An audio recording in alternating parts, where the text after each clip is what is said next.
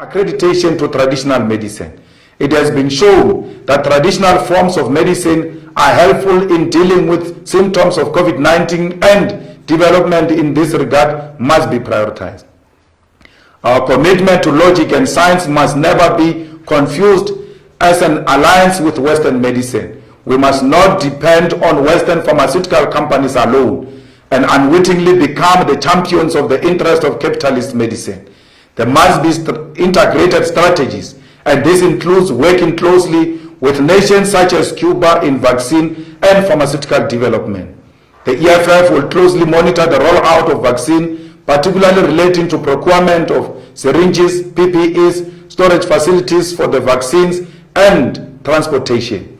We had long predicted the corruption by parasites that occupy government in South Africa, and we do not doubt that opportunists will once again relish the opportunity to loot throughout the vaccination process.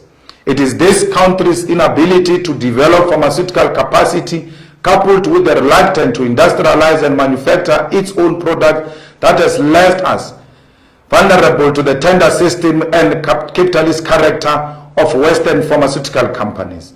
Without building internal capacity, we will continue to be at the mercy of billionaires who masquerade as medical experts. We urge all South Africans to comply with all behavioral and medical requirements to curb the spread of coronavirus, and this includes voluntary participation in vaccination process. We will never win this war if we make medicine our enemy.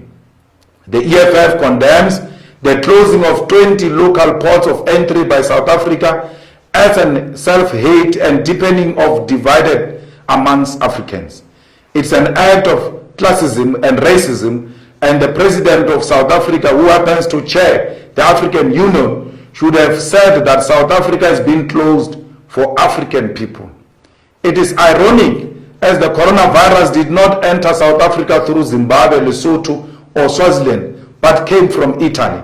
It is a narrow, quick-fix solution to a complex problem, and will undermine the dignity of many people who have families and livelihoods in South Africa. We condemn the leadership of SADC for failing to mitigate these needs of our people in terms of cross-border travel, particularly at Beitbridge border. The closing of borders around SADC, knowing how interlinked our economies are in the region at the level of migration, is reckless and inhumane. EFF calls for the high-level meeting of SADC to resolve the matter and resolve on common protocols and procedure for travel, including free testing and provision of clearance permits to enter South Africa. It is irrational to close the borders of Lesotho and Zimbabwe, yet allow inter-provincial travel as if there is a special type of corona in Lesotho that is more dangerous than the one in Free State.